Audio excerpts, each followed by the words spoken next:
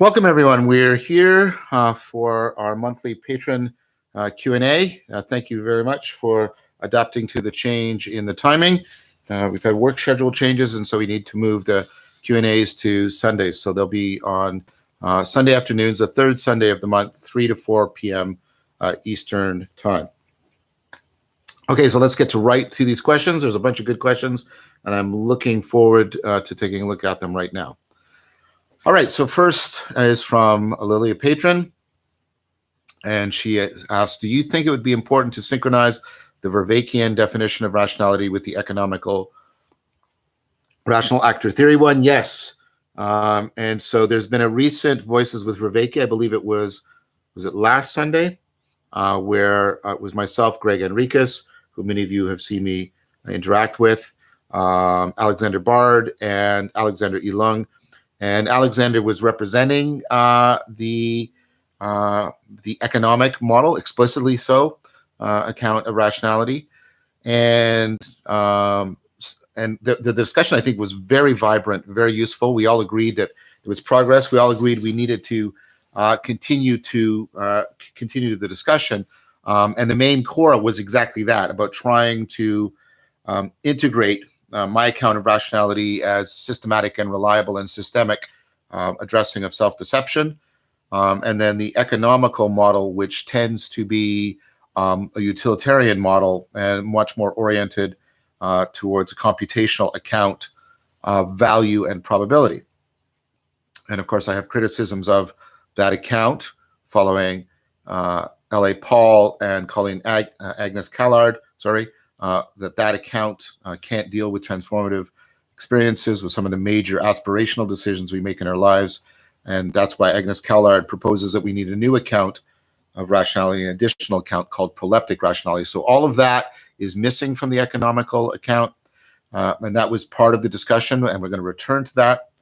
And then we got into some deeper issues that have to do ultimately with sort of a fundamental ontology, and whether or not value is a purely subjective thing, or as I was trying to argue, ultimately a transjective thing, and that therefore we need to move out of an ontology that is so anthropocentric in this generation of value as standard economic models. And then, of course, that also comports well with the fact that we ourselves have to incorporate more of our biology and our biological embeddedness into our account of how we are rational or irrational. So I don't think we've come to a place where those two positions on rationality have been reconciled. I can say honestly that they have been put into very good dialogical discussion, and we're going to continue the discussion at this more ontological level. And I want to get back more to the transformative and aspirational aspects of rationality that are left out in the standard model. And I think it's important. First because the economic model is a pervasive model, and it's closely tied to the computational model. And I therefore think it inherits a lot of the defects of the computational model. But it also has some significant strengths. And importantly, it is the model that is used in the governmental and business world, and therefore being able to bridge between that model and the more ancient model of rationality may help make those domains and spheres of influence more receptive to the idea of wisdom and its relationship to rationality, as opposed to the often morally neutral and virtually ignorant, and that's true, but in many ways, an ignorant of virtue account of rationality that is at work today. Also, I think the model that I'm proposing makes room for what Nozick has called symbolic utility, and the fact that a lot of things are valuable not because of any direct utilitarian goal satisfaction, but having to do much more, again, with the broader topic of meaning and meaning in life. So there's a lot there, and all I can say is I've begun work on addressing that issue.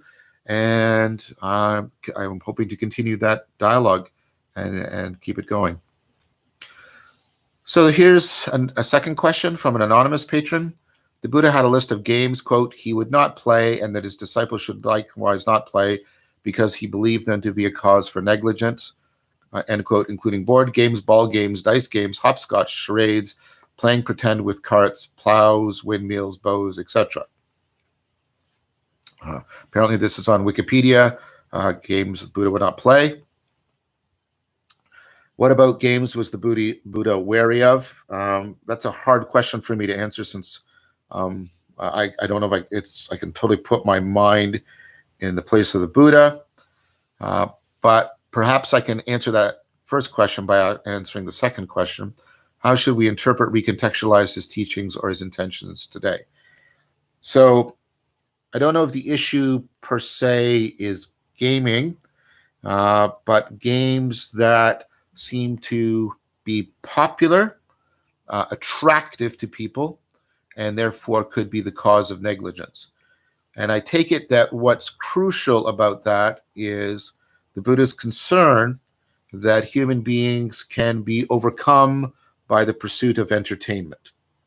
And the thing about entertainment is it's this very interesting thing we have created where we engage a lot of the meaning-making machinery, even often at a Darwinian survival level. A lot of games of chance play with our predictive ability and are trying to anticipate and deal with surprise, competition, etc., etc.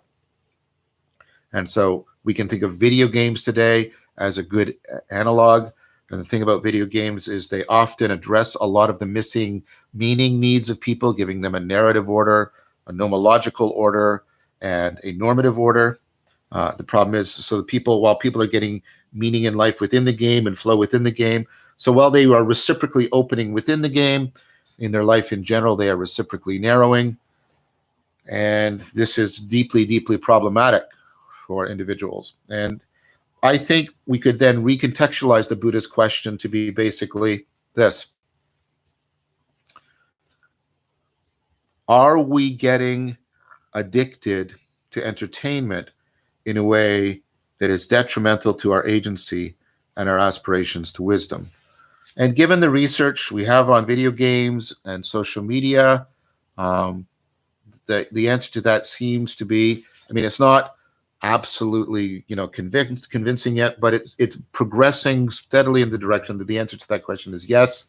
We are, in a very real sense, entertaining ourselves into a kind of vulnerability to the manipulation of political and economic forces that wish to manipulate us for their benefit and not ours. I think that's becoming increasingly clear. This stuff is causing mental health issues. And so I suppose the question, the way I would I'm just worried about hubris here, but I would reframe what the Buddha said is it's not entertainment per se, because the Buddha was very clear that if you simply are rejecting something, that's just negative attachment and you haven't properly processed some challenge. So maybe in that context, we could say the better question to ask is how much mindful reflection have we all done on the place and role and power of entertainment in our lives? How much, once we get a clear understanding of that, is that impacting on our cultivation of wisdom and our character? And then, of course, we would also need to put that into, reflective equilibrium with the COVID situation that we're in, and that many of us are starving for kinds of social interaction, and that perhaps right now the only way those can be met is through the ersatz, surrogate of entertainment. So I, unlike the Buddha, don't think we should avoid entertainment at all costs. Again, I'm really worried about hubris here. I think it's more the issue of, can you use it judiciously and can you properly budget? So here I would take an Epicurean response rather than a Buddhist response about Well, I'm evaluating this pleasure. Is it a necessary pleasure? Is it a natural pleasure? Um, and then, is it an unnecessary and unnatural? And ask yourself, well, how much is this actually needed for biology and mental health? There's some good evidence that entertainment and play are important for the brain. And so I think it's legitimate to say it's a natural need. It's not necessary the way food and water and shelter might be, but sociability is really important to us. It's a very important need. So I think ask yourself this question, and I don't know how to answer it in general. I think perhaps we'd all have to answer it individually, is, how much is this going beyond what is naturally and needed by me in order to maintain my mental health and my cognitive flexibility? And if you're going seriously beyond that, ask yourself, how much is this detrimental to my agency? How much am I making myself vulnerable to manipulation? And how much is this detrimental to my character? And those two questions are, of course, also related. Okay, so that's my best answer there. So next question. Here we go. In Lisa Feldman Barrett's book, How Emotions Are Made, she turns my former thinking about the filtering of my sensual perceptions upside down. In order to reach allostasis for the body, the brain predicts what is going to happen and what the body will be needing. Only after this, the sensual perceptions come into play. If you are lucky, this means that assimilation is the default mode. Is this the core of RR predicting what my body needs? And then in parentheses, we listened to the 50 lessons from March 20th to March 2021, and it helped us over this time and produce meaning insofar as we can much better sort things out. Well, great. So this is from the patron Jobo. So what's going on there in general is the question about the integration of this kind of model that Barrett is using and the RR, the relevance realization theory. And what I can say is I am working explicitly right now and in detail and in depth, and we're about 80% of the way through with Brett Anderson and Mark Miller to integrate relevance realization theory with this particular model that Barrett is using, which is called the predictive processing model, ultimately based in the work of Friston, and then additional work done by Andy Clark and my co-author and former student, Mark Miller. And what I can say is that the two theories really need each other. They fit together very well together.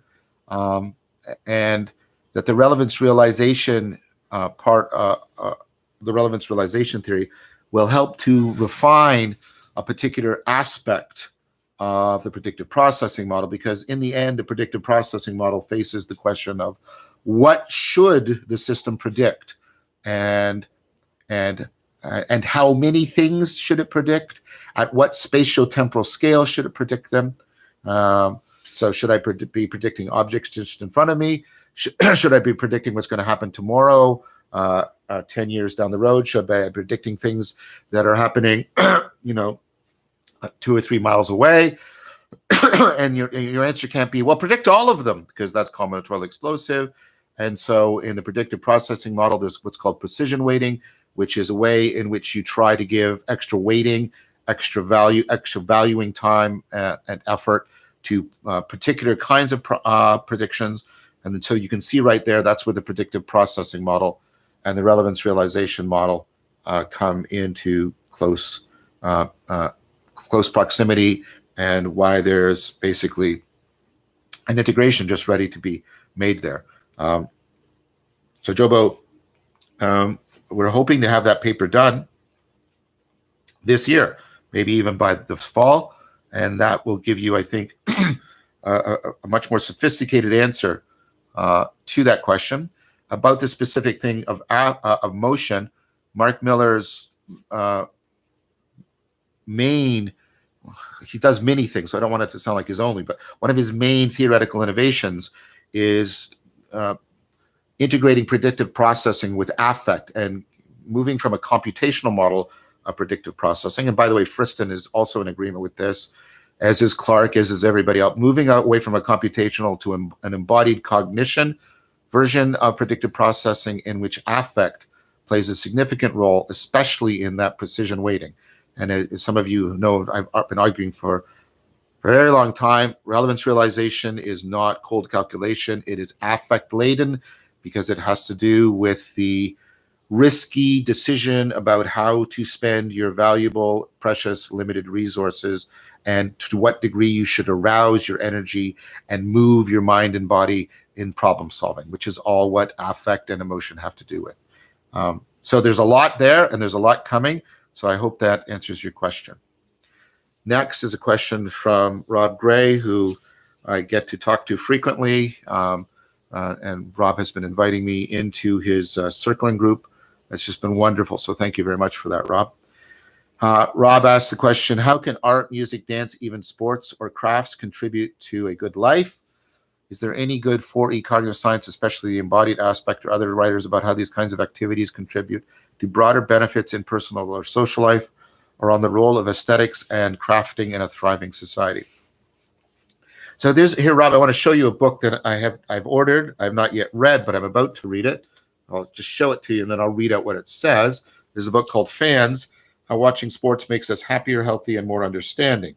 The reason I bought the book is because I heard him in an extensive interview, and his basic thesis, which I think is just so consonant with a lot of my own work, is that what sports are basically secular religions. They basically activate all or many of the same processes and functions that are activated by religion, and therefore contribute strongly to increasing our sense of communitas, our ability to pick up on other people, our ability to connect to something beyond ourselves, to move around in a non-literal time, a metaphorical time, because the time within a sports arena is not real time. It's more like the ancient time of the continuous cosmos in which patterns, right? And every year there's the Grey Cup and the Super Bowl, et cetera, et cetera. And so there's a lot in sports that I think needs to be discussed more. There's some very good cognitive science emerging between coaching and embodied cognitive science. Some of the discussions I've had with Nick Winkelman and his work on language of coaching, and of course Rafe Kelly, all of his stuff on parkour and embodied cognition and meaning making. So there's that. About the cog sci of art, music, dance in general. Of course, there's good cog sci on how these things can contribute to the flow state, especially jazz music and sports. I think there's some on dance and related things like rock climbing, Tai Chi Chuan, martial arts. And of course, flow is conducive to optimal experience, optimal performance, enhanced well-being, enhanced meaning in life. So there's a lot that these things do contribute to a good life. I'd be interested in knowing, I haven't seen any research on whether or not certain kinds of crafts.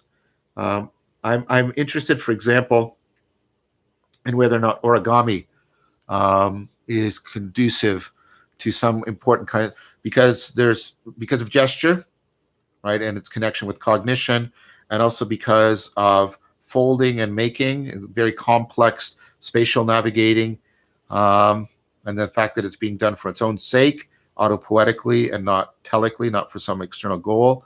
I see if that makes any significant contribution. And of course, you should know there's lots of evidence that things like music create what's called cognitive reserve. They enhance your overall cognitive performance and give you resistance to dementia and Alzheimer's, things like that. So I think Aristotle's right. Well, Plato would say this too. Plato would argue this also in the Republic, both Plato and Aristotle. This goes towards something that Rafe Kelly is really talking a lot about that's very good, which is reintegrating the gymnasium with the academy. So each informs the other in a mutually affording fashion. But Plato and Aristotle and the Stoics would argue that a good life is one that contains art and music, dance, sports, perhaps crafts. So there, I hope that's helpful, Rob. It's an excellent question, as your questions always are. Next is from Mike McElroy. I just finished reading Fred Evans' 1993 book, Psychology and Nihilism, A Genealogical Critique of the Computational Model of Mind. I have not seen this, and I want this book. I want this book right now. So thank you, Mike, for wow. I found it, this is Mike, not me. I found it to be a brilliant history and assessment of philosophy, cognitive psychology, and modern culture in general. His work fits with yours to a degree, with maybe some disagreement over Plato's and the postmodern role in encouraging or fighting against analytic views of psychology. Well, a good disagreement always moves things forward. Socrates would like that. Just wondering if you've read it. No, I haven't, and what you might think of it. I want it. I think you're bang on. It sounds deeply convergent with my own work, and whether it stands up well as a critique or is it a bit outdated given the revolution in cognitive psychology. I think here's my prediction, Mike. I think it's going to still be relevant to cognitive psychology, because cognitive psychology is still predominantly making use of computational cognitive science. I think it will probably foreshadow a lot of moves about meaning and sense making that have come to prominence in 4E cognitive science and that were neglected in computational cognitive science. So thank you for that. I'm definitely going to look up that book. So yeah. I'm going to ask Amar to make sure that question gets saved so I can track that book down and order it for myself. It sounds amazing. So Oystein Siverstein, good to see you again. Ask a question. What are your thoughts on prayer as a psychotechnology, and how does it relate to mindfulness, meditation, contemplation, and prajna? Thanks. So this is something that I'm actually in the middle of revising my attitude towards this. You all know that I have a lot to say about mindfulness, meditation, contemplation, prajna. But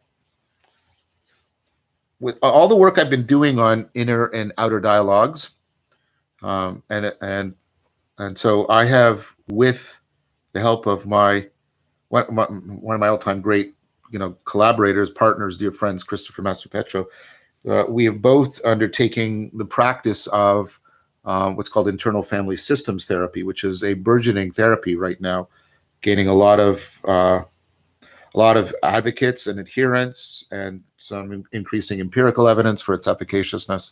It's a post-Jungian model in which you learn to dialogue with sort of sub-personalities within the psyche. And then there's related work by a guy named Raf that my good friend Anderson Todd has put me on, called ally work, where you learn to interact with sort of what I guess Jung would call more archetypal patterns of self-organization in psyche, and get into dialogue with them. And so if you think about these things mythologically, which is not the same thing as scientifically, but is also not the same thing as in some sort of superstitious fashion. If you think about them, then you could think of prayer as a way in which we dialogue, and think about this in a fully Platonic sense. In Plato, this IFS and all this stuff goes back to Plato.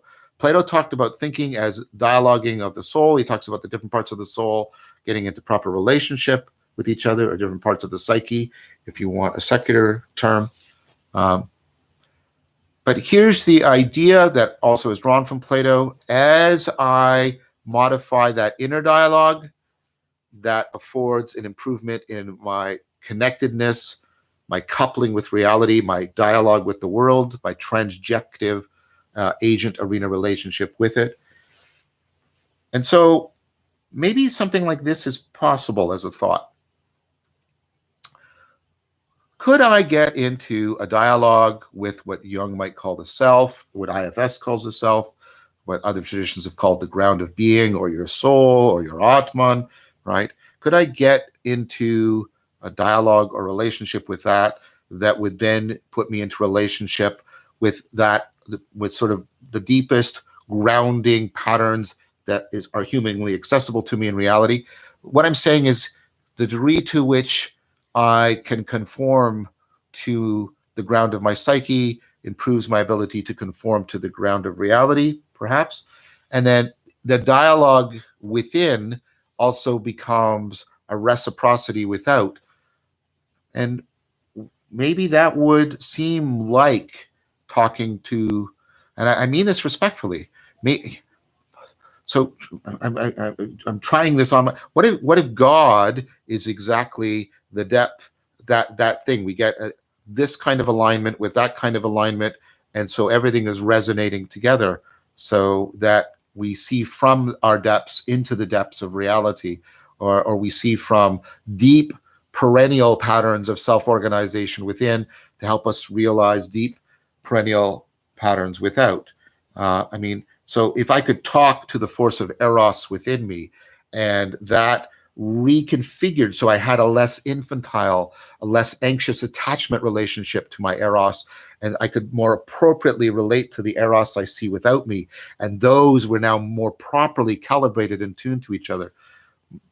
Isn't that kind of like Eros, the god?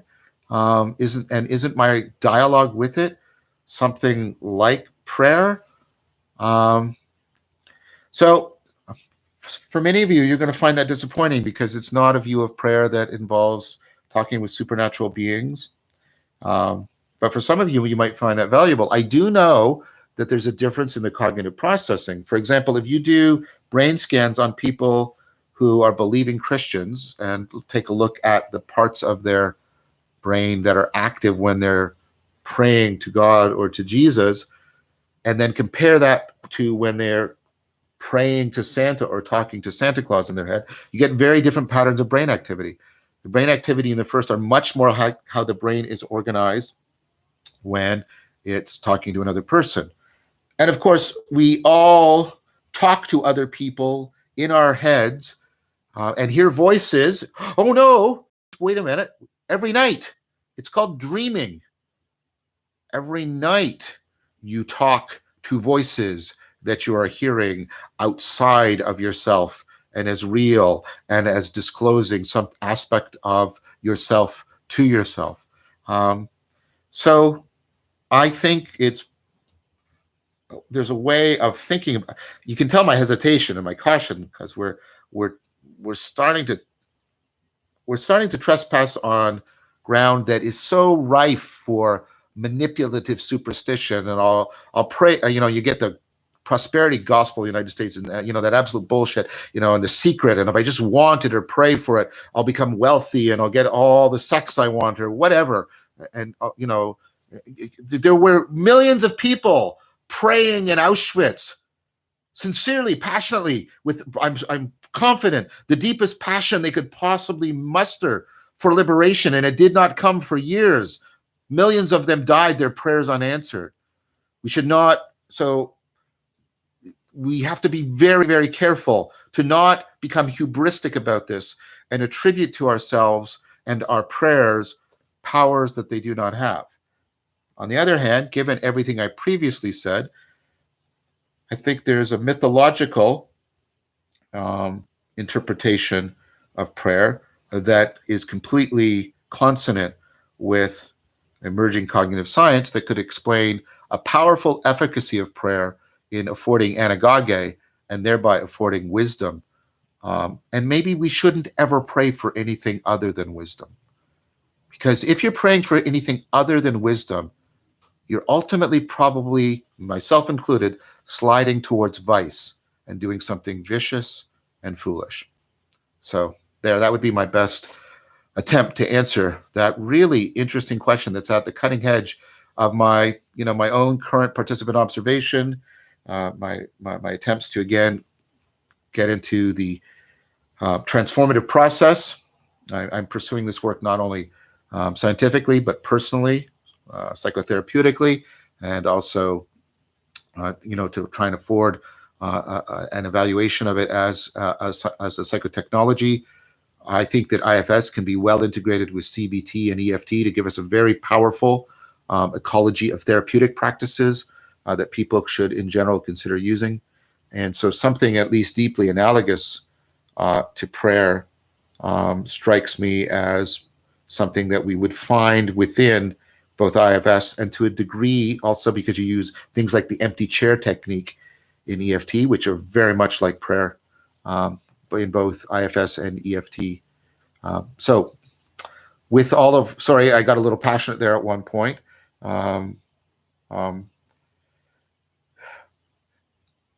If we could take a humble, not hubristic, and scientifically open-minded, but nevertheless rationally reflective stance, we might have a way in which we could exact, hopefully respectively, prayer as a psychotechnology. So that's what I would propose. Okay, so Ari Fisher, first-time questioner here. Great, Ari, good to see you. Great, good to meet you. What do you think of Jonathan Pageau's assertion that the ontological structure of reality actually looks more like a hierarchy of beings, as we find in many religious traditions, rather than Plato's hierarchy of abstract concepts? I'm sorry. I'm not laughing at you or your question. This, of course, I'm very familiar with this point of contention between myself and Jonathan. And as many of you know, Jonathan and I are like we're good. We're friends, and we both value and respect each other's work. I want to take a moment here before I address Ari's question. I have to read the rest of his question, address it, but I was talking to my partner last night about this, and Sophia King, who, and if you haven't seen her channel, please take a look at it, Quality Existence.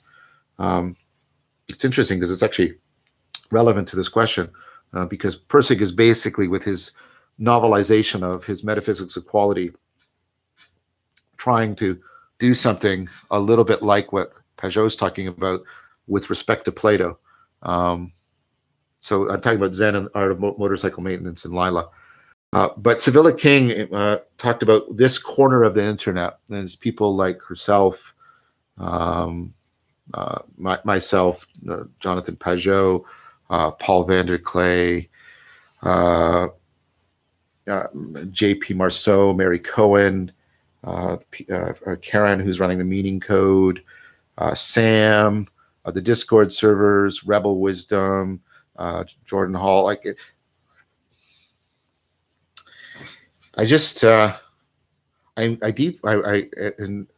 really appreciate this corner of the internet.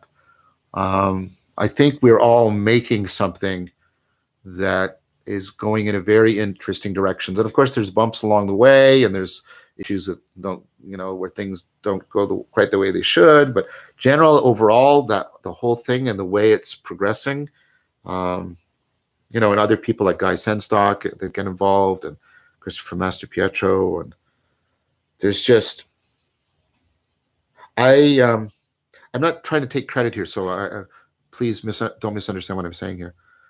But I did not expect this to emerge the way it's emerging, and yet it is, and it's growing, and it's vital. I'm really grateful for it. I wouldn't have met Jonathan and Paul and JP and Sam and all these people, Sam Adams.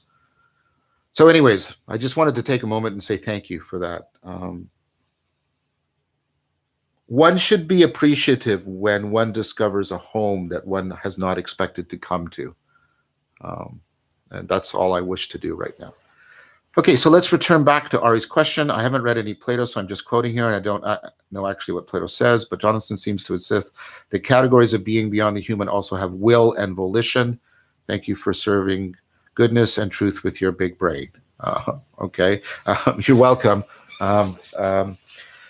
So this has to do with some very so there's just a lot of good work. Hang on, I want to recommend something. I got to go off camera. I'll be back in 1 second.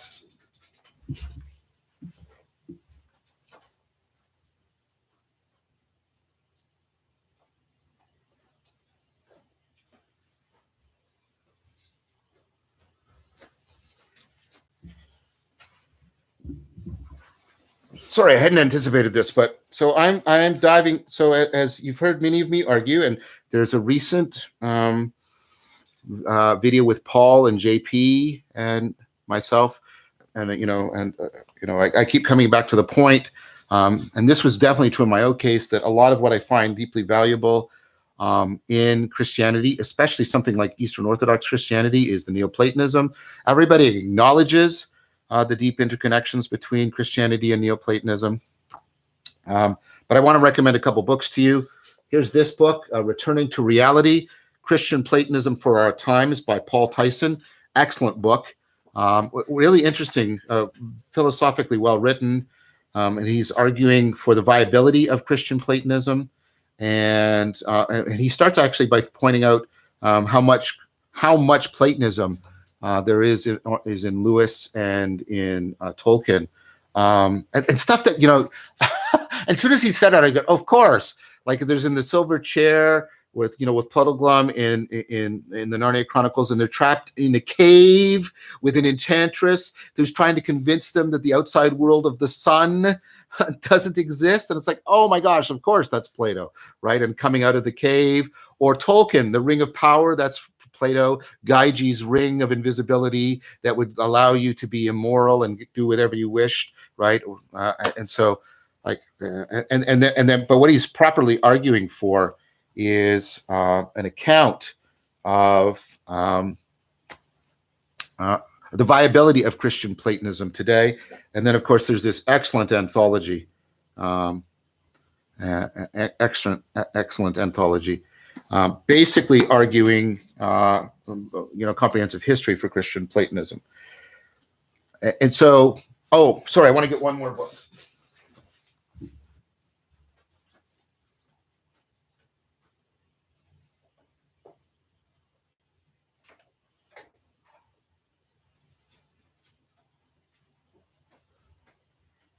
Okay, so sorry, this last book is not on Christian Platonism. Now, this is the most technical of the books, but this book is bloody brilliant.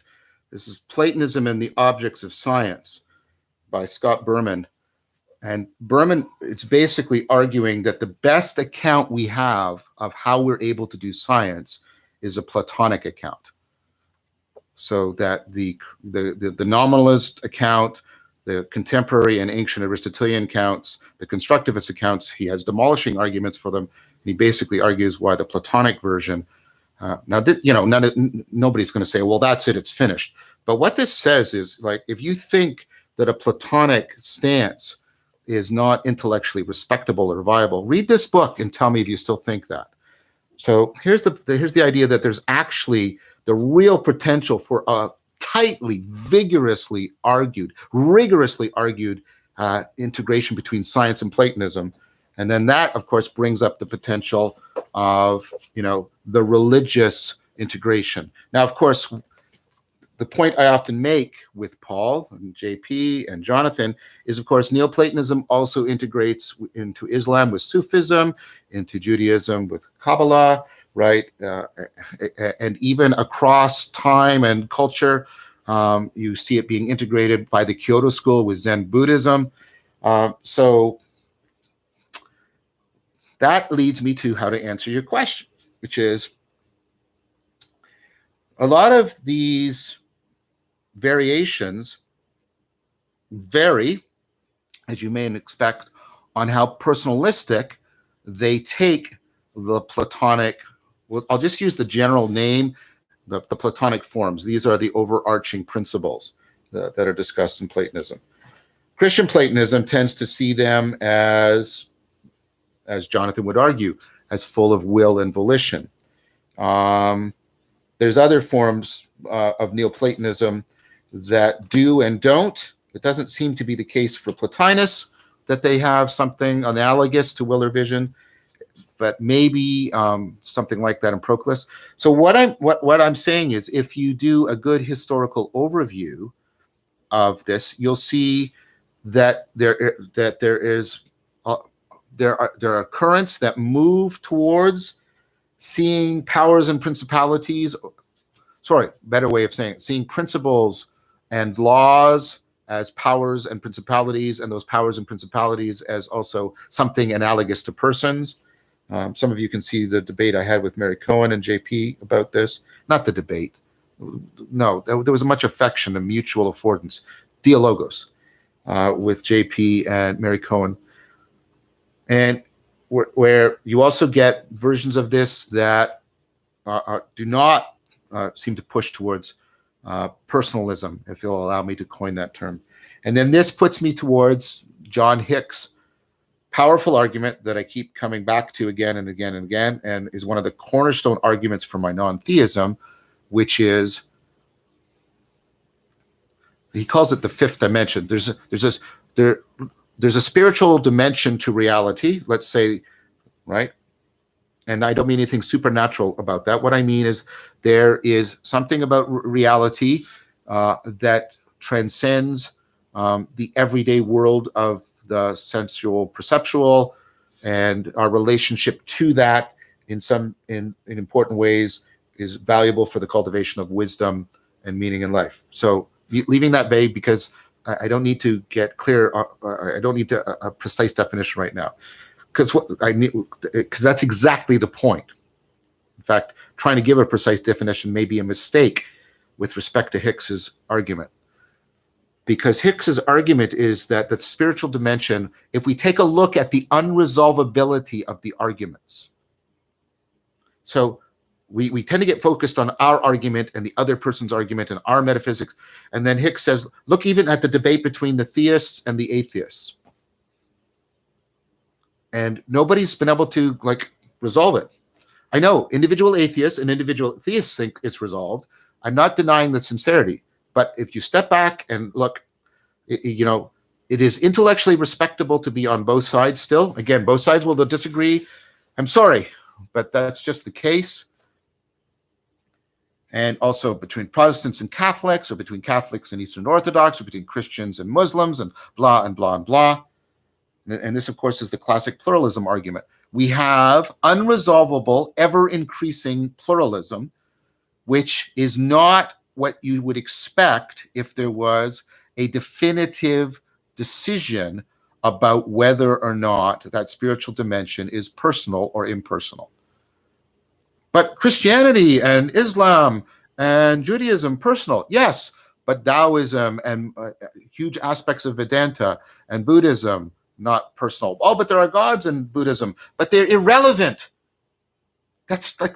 They are irrelevant to enlightenment. That's the whole point. They themselves do not, in fact, they're often in need of enlightenment themselves, right? And of course, in Zen and other things, there aren't any. And then there are beings that are sort of halfway, like bodhisattvas.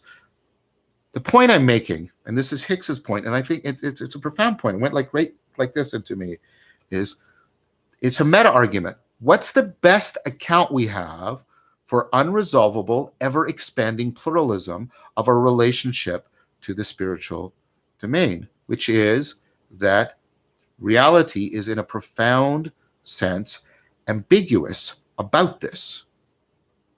It's ambiguous about this. And attempting to claim you can resolve it is to say you have somehow got a position on this that will resolve what has never been resolvable and will end the proliferation of pluralism, which seems implausible to me. And then I buttress that Hicks argument with an argument from Nelson Goodman, which is there is no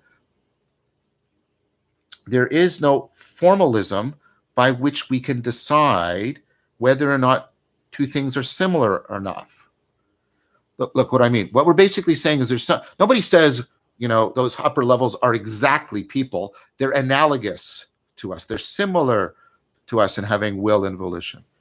Well, the problem with similarity, if any of you have watched my series, is that, right, and I assume many of you have, right, and this is Goodman's point, any two objects are similar, or any two objects are as dissimilar as we choose, because any two objects share an indefinitely large number of truly share properties, and any two objects, no matter how similar we might think they are, have an indefinitely large number of true properties that they don't share. We choose.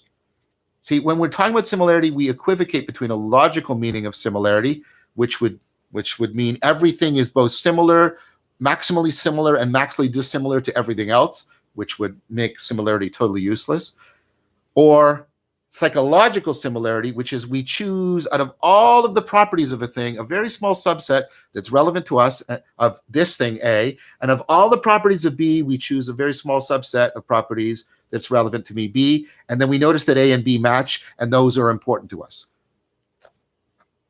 And then how are you going to legislate what should be relevant to people? That's what concerns me. Well, it should be relevant. You should treat it as a person. The similarity is one that demands that you treat it as a person. Really? How would you establish that in a non-circular fashion, given that the evidence coming from the universe is so perpetually ambiguous? Now, I happen to think that that advocates for a position called non-theism, which is that we should reject the framework shared by theism and atheism, by both perennialism and relativism. We should reject those frameworks and try to get a relationship to the sacred that views that ambiguity not as something to be ignored or pushed to the background, but as something central to be celebrated. The universe is inexhaustibly available to us and a perpetual fount of insight and reconnection. And I've been trying to argue for a non-theistic account of the sacred that relates to that. So that's a very long answer to Jonathan's question, Jonathan's objection. I'm sure he would object to my objection, and I'm sure the discussion we would have would be very fruitful, and I would look forward to it. But I do think very strongly, for the reasons I've tried to articulate, I hope carefully and clearly, that both the theist and the atheist are wrong in a deep way when they try to resolve that ambiguity and say, no, the Platonic forms are definitely impersonal. No, the Platonic forms are definitely personal. It's probably more like either one of those gives us some aspect that is transcended by both, kind of like stereoscopic vision. And we should take an evolving relationship to what is sacred as the norm, rather than a resolving relationship, which I think is not got any good reason to believe when you step out of your own particular commitments. You look at the meta argument. I think the attempt to resolve this is proven to be futile. And that's my answer. So remember, right from now on, right now, we are doing only, these are only questions and answers from Q&A for patrons. We're doing this to fit more patrons in, because these are people who are devoting time and money, and therefore their questions are being given priority in this forum. We're going to try and create another forum, probably not as frequently, but where we do deeper questions. Patrons are asking, sorry, I misread the thing. And this is allowed patrons to ask deeper questions than the general public. I misread this, typically because, again, like I said, patrons have devoted more time and more attention, and therefore their questions often, as you've seen, require more complex answers. There are venues, that's what I was confusing. There are venues where more general Q&A can be asked, especially if you go on the Discord server. Every third Monday at the Awakening for the Meaning Crisis Discord server, there's a general Q&A for people who want to go there and ask questions of me. This Q&A, of course, will be made available on YouTube stream for people who want to watch it. We also are thinking about some way, maybe a couple times a year, where we'll do a more general public Q&A. We're going to move to a couple of other questions that are remaining. There's a question from Ahmed Mohammed, who's a patron. Were you inspired by Leonard Swidler and Ewart Cousins, who say that we're entering a new axial age and an age of global dialogue? I don't recognize those names. So I can't say directly. I mean, I was inspired by Karen Armstrong, who has said something similar like that. I would like to track these people down. So I'm going to ask Amar to hold that question in storage, because I'm going to try and track these people down. I just got a recent book on, I think it's called Transcendence, about trying to exact the psychotechnologies from the axial age to address the current meaning crisis. I'm very excited to read that book. Maybe those people are mentioned in it, but I'll definitely look. And maybe you can ask me that question again in a few months, and hopefully I've got an answer for you. Stian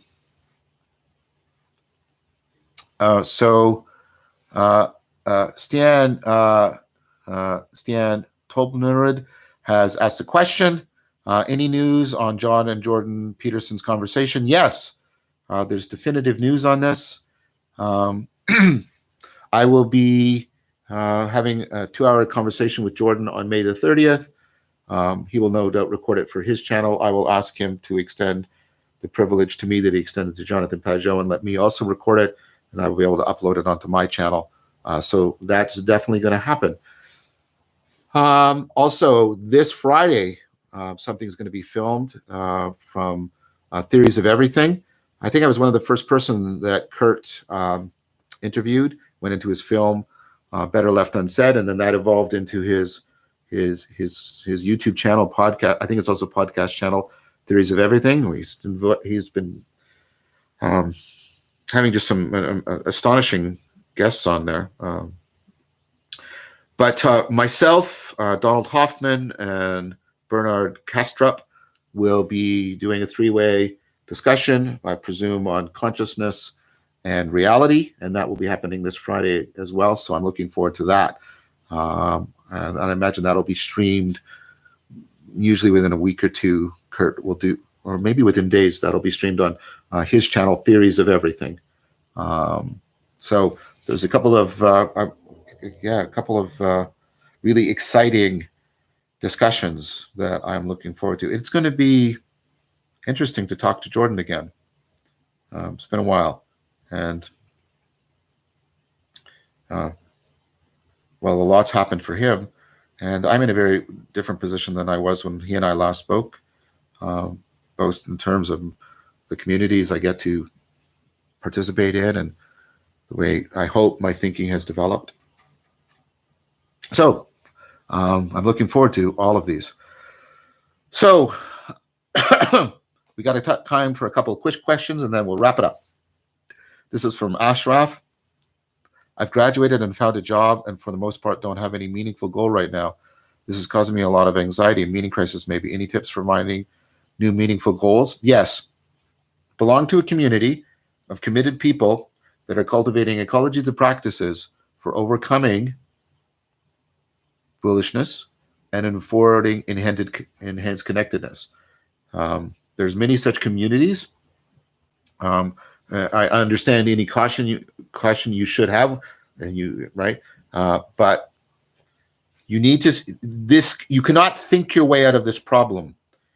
You have to grow your way out of it, and you have to grow that by taking on individual practices that are connected to a healthy community, right?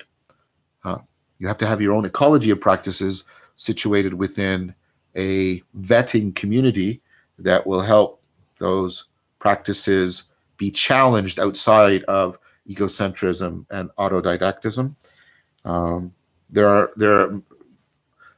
many different communities You may want to take a look at my Discord server where there are people practicing many of the psychotechnologies, forming groups, getting into discussions, reading books together. You could take a look at the set of practices that Rafe Kelly has been setting up. Jonathan Pajot has a great community. If you're not allergic to Christianity, same thing with Paul Vanderklay. If you're more interested in something not as religiously committed, like there's other people who are attempting to do this. I'm thinking again of Sevilla, how she's taking people through these ongoing discussions about Zen and the art of motorcycle maintenance, and Lila. I have put out last year an entire course.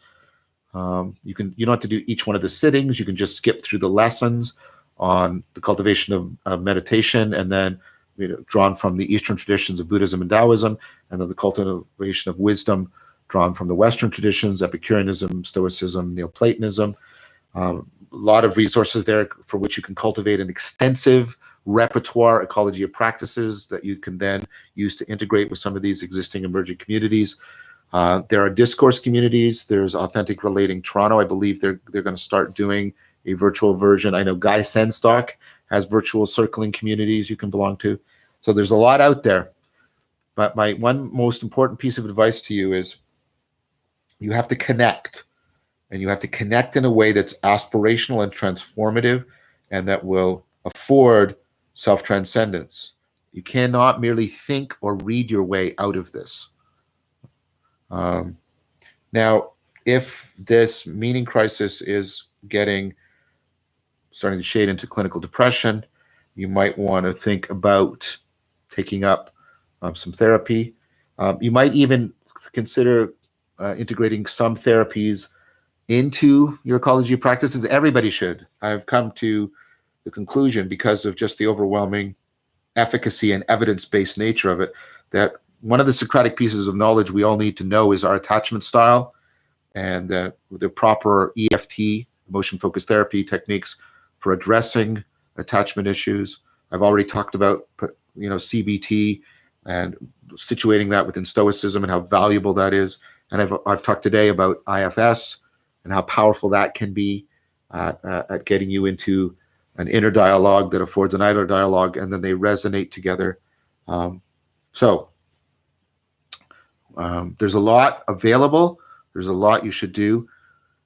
You should definitely, whatever set of practices you take up, make sure that you have a mindfulness practice, a movement practice, a rationality enhancement practice, and some kind of dialogical practice. Final question from Jamie Morris. What do you think of the question, why is there something instead of nothing? Is it useful to ask, or does it even make sense? It's useful to ask, and here I'm deeply influenced by Heidegger and the Kyoto School, and Plato, and Plotinus.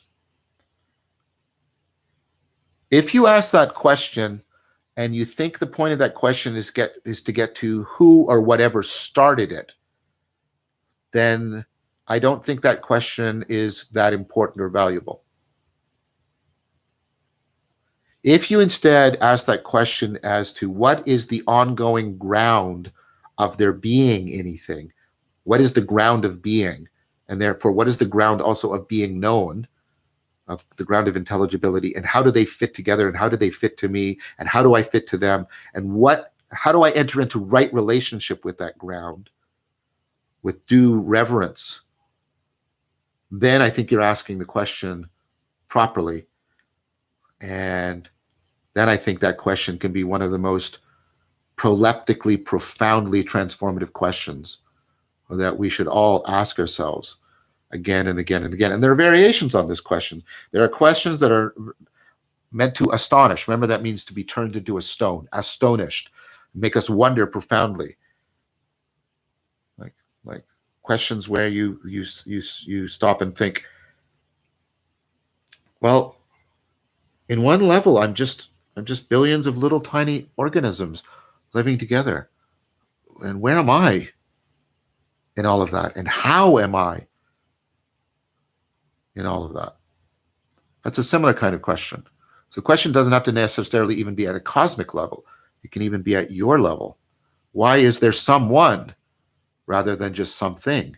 Is a variant on that question that we should always be asking. That's Kierkegaard's point. Until we ask that question profoundly and deeply in the context of our mortality, we will not, this is Kierkegaard's argument, we will not be able to live authentic lives. So thank you very much. It's always been, and it continues to be, such a great pleasure. I never know how these things are going to go, which is one of the reasons why I love them. We will be doing this every third Sunday of the month at 3 p.m. Eastern Time.